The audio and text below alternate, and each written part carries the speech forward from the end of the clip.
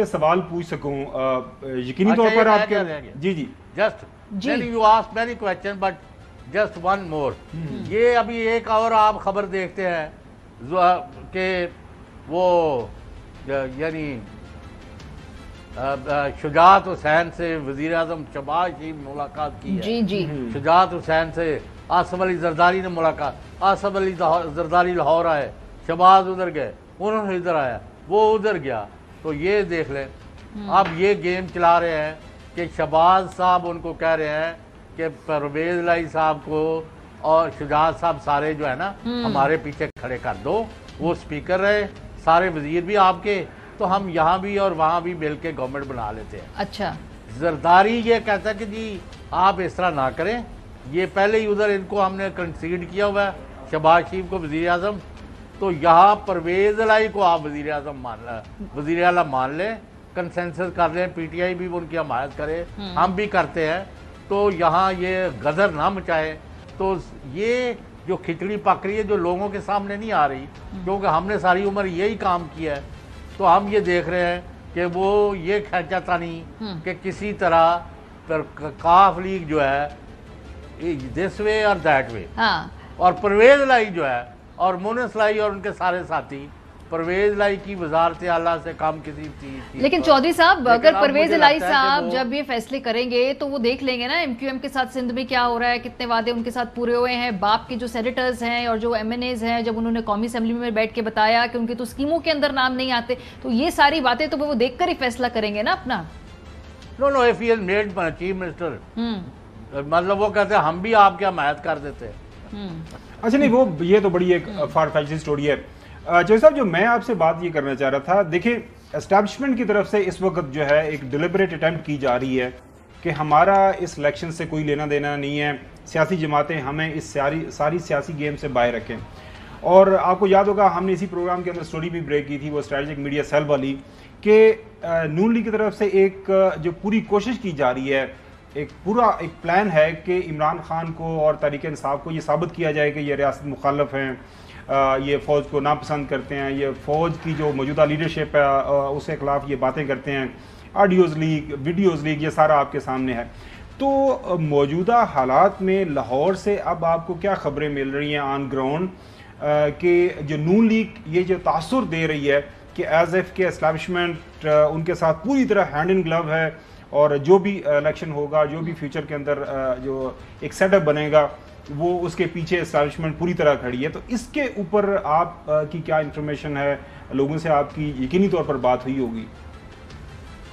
नहीं, मेरी बात हुई है और उन्होंने कहा है कि हमें जो भी किसी को इतराज़ है आ जाए, अगर किसी हलके में भी हमारी मदाखलत नज़र आ जाए तो हम उसी वक्त उसको करेक्ट करेंगे। ये बात ठीक नहीं है, और फ़ौज किसी तरह भी सियासत में मुलव्वस नहीं है, और ये भी बात गलत है, सरासर गलत है कि पीटीआई की क़यादत और पार्टी के तौर पर फ़ौज के ख़िलाफ़ कोई लड़ाई लड़ रहे हैं या कोई मुहिम चला रहे हैं। नहीं, अलबत्ता उनके सिंपथाइज़र जो हैं वो अपने जोश हमायत में आगे बहुत ज़्यादा जा रहे हैं, जिसका कोई जवाज़ नहीं है। और मैंने आपको कहा है, और मैंने आपको दोबारा कह रहा हूँ कि फ़ौज ने जो आज ऐलान किया है वो खुश आइंद है, लेकिन दैट इज़ नॉट इनफ। अगर आपके इल्म में आ गया है कि 10,000 15,000 वोट वहाँ स्टफ़ करने का प्लान बन गया है, नापाक प्लान बन गया है, तो कौन सी मेरे इम्पार्शलिटी? आपने ये चोरी डाका जो है लोगों के राइट पर, उसको अलाउ अगर करें, भाई एजेंसियों का तो काम है कि कल सुबह 8 बजे चीफ इलेक्शन कमिश्नर की टेबल पर हो कि जनाब ये बंदे हैं, इन्होंने ये हरकत की है, इनके गले में रस्सा डालें। अगर आप ये नहीं कर रहे तो you are failing in your duty, और इसका मतलब है जो आप बयान दे रहे हैं ना इम्पार्शलिटी का, it is neither here nor there. वैसे मरिया देखें, इमरान खान साहब ने भी आज अनाउंस कर दिया अपना एक जलसों का प्लान, वो भी जा रहे हैं ईद के बाद, वो जो सारे हल्कों के अंदर खुद जाके कैंपेन जा रहे हैं। पहले इसका मुझे जवाब दें। ये अच्छा साहब देखें, अगर धांधली होती है तो सारे का रियासती अदारे जिम्मेदार है, और सुप्रीम कोर्ट के ऑर्डर्स कहाँ जाएंगे? मेरी बात जो मेरे पास इतलात हैं, जैसा मैंने अभी अर्ज किया कि वो अपने तमाम जो ट्रिक्स हैं उन्होंने जो सीखे हैं पिछले अपनी नून लीग ने सियासत के दौरान, वो उनको अप्लाई करना, हाथ तोड़ने पड़ेंगे, अप्लाई करना वो करने के मूड में है।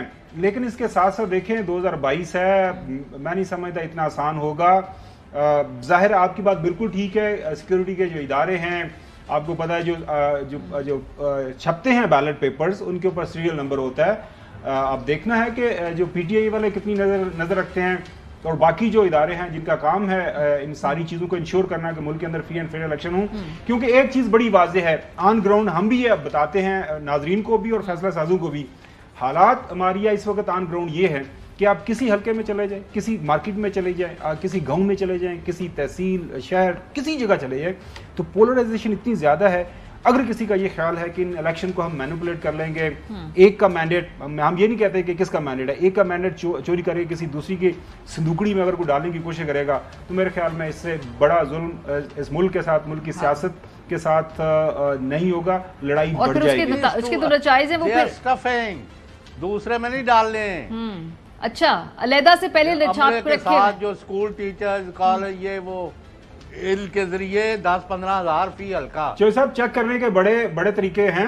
बाहर जो है लिस्टें होती हैं तमाम उम्मीदवारों के पास, इनको सबकी ट्रेनिंग होती है ना, जो चेक करने वाला बंदा है जिस पर एतबार करे। एग्जैक्टली, तो वो बीमारियां दे, he should not depend on good PTI वालों को भी तैयारी करनी पड़ेगी, उनको पीटीआई वालों को तैयारी करनी पड़ेगी। अच्छा, थोड़ा सा तैयारी के बारे में देख लेते हैं ना कि भाई तैयारी, एक तो ऑब्वियसली इलेक्शन की साइंस भी है ना, जरा उसको भी जरा समझते हैं ना कि भाई किसने कितने कैंडिडेट और किस तरह के, किस नौयत के कैंडिडेट उतारे हैं मैदान के अंदर ना, ये जरा साइंस भी समझते हैं ना।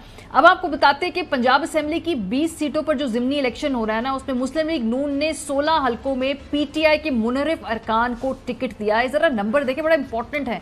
16 हल्कों में पीटीआई के मुनर्रिफ अरकान को दिए, सिर्फ 4 ऐसे लोग हैं जो उन्होंने जिनको टिकट दिया है। एक हल्के में मुनर्रिफ रुकन की अहलिया है, दूसरे हल्के में मुनर्रिफ रुकन के भाई को अपना उम्मीदवार बनाया है।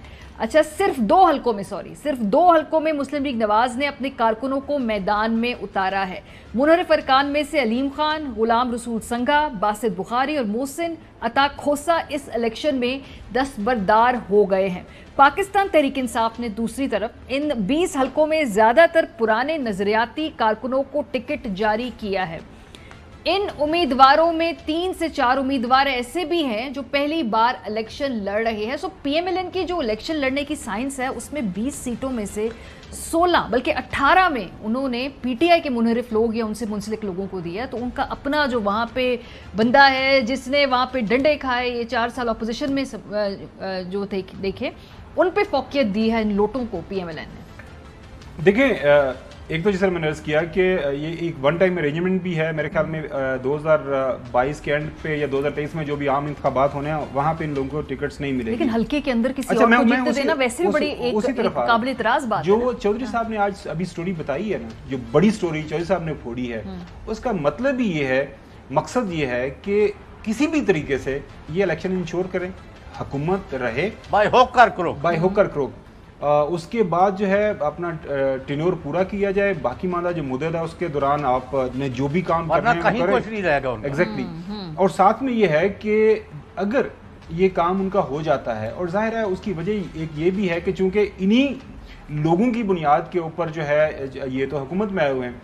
एक और भी आपको खबर देता चलूं, जो मेरे पास इतलात ये हैं, जब ये वादे वहीद हो रहे थे, अगर मैं तो एक खबरा रोक के ना रखा करो, वही बता रहा हूँ सर, अगर मैं एक पीटीआई का एमपीए हूँ और मैंने ये फैसला कर लिया है कि मैंने नवाज शरीफ साहब के साथ टेलीफोन कॉल किया और ठीक है जी मैं आपको वोट दे रहा हूँ, उसके वीडियो क्लिप्स बने हुए हैं जी। वो एज ए सिक्योरिटी वो मुतलका ओथ लिया हुआ है पीटीआई के एमपीए को दिया गया है कि ये हमारी तरफ से आपके पास सबूत है, अगर हम आपके साथ वादा खिलाफी करेंगे तो आप ये सबूत जो है जाके मीडिया के सामने रख सकते हैं और पब्लिक कर सकते हैं। ये चीज़ें सारी रिकॉर्डेड हैं।